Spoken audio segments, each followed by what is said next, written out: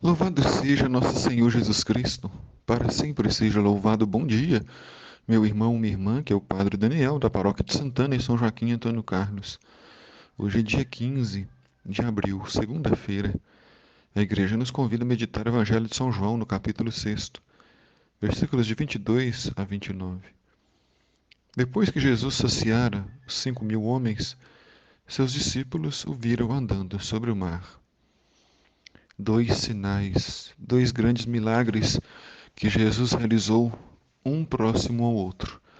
Primeiro, a multiplicação dos pães, e depois, o gesto de andar sobre as águas. À medida que eles conheciam Jesus, ficavam ainda mais maravilhados e eram surpreendidos por seu amor, por sua bondade e por sua misericórdia. No dia seguinte, a multidão que tinha ficado do outro lado do mar, constatou que havia só uma barca, que Jesus não tinha subido para ela com os discípulos, mas que eles tinham partido sozinhos. A multidão observa Jesus, monitora, acompanha os passos de Jesus. Mas eles nem podiam imaginar que Jesus já tinha partido, caminhando sobre as águas. E por isso, então, ficavam se perguntando onde estaria Jesus. Entretanto, tinham chegado outras barcas de Tiberíades perto do lugar onde tinham comido o pão depois de o Senhor ter dado graças. O pão é o alimento essencial na vida de todos nós. E Jesus comeu o pão, partiu o pão, deu graças, agradeceu ao Pai pela bondade e pela misericórdia. Esse gesto foi constante na vida de Jesus. Ele sempre que tomava o pão, dava graças, o abençoava e o partia. Talvez seja por isso que, após a ressurreição, os discípulos de Emaús reconheceram Jesus ao partir o pão, porque Jesus sempre fazia esse gesto. Quando a multidão viu que Jesus não estava ali, nem seus discípulos, subiram às barcas e foram à procura de Jesus em Cafarnaum. Eles vão à procura do Mestre e o encontram. Sentem a sua falta, querem ouvir sua palavra, experimentar como é doce e suave a sua presença. E o encontraram do outro lado do mar. Aqui se cumpre a profecia que Jesus havia dito: quem procura encontra, quem bate a porta será aberta.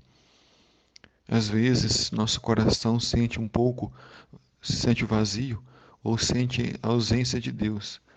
E Deus permite isso para que possamos buscá-lo ainda mais, para que nós não nos cansemos de procurar o seu rosto. E quando a multidão encontrou Jesus, perguntou: Rabi, quando chegaste aqui? Jesus respondeu: em verdade vos digo, estais me procurando não porque vistes sinais, mas porque comestes pão e ficastes satisfeitos.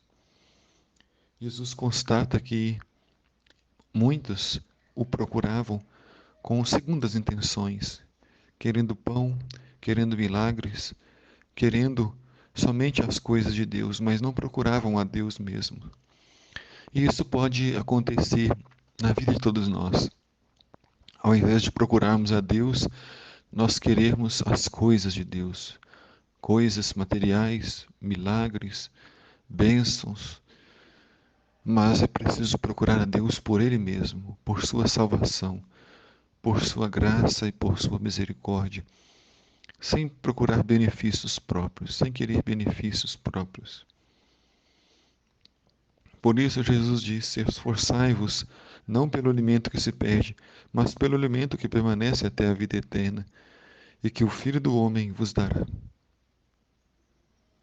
Assim, Jesus esclarece que o mais importante na nossa vida é procurarmos o caminho da salvação, vivermos como pessoas salvas, resgatadas, perdoadas. Pois, disse Jesus, este é quem o Pai marcou com seu selo. Então perguntaram: o que devemos fazer para realizar as obras de Deus?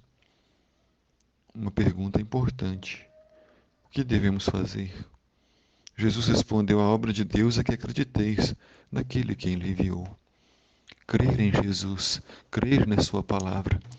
E acreditar não é só um sentimento, mas é um modo de viver.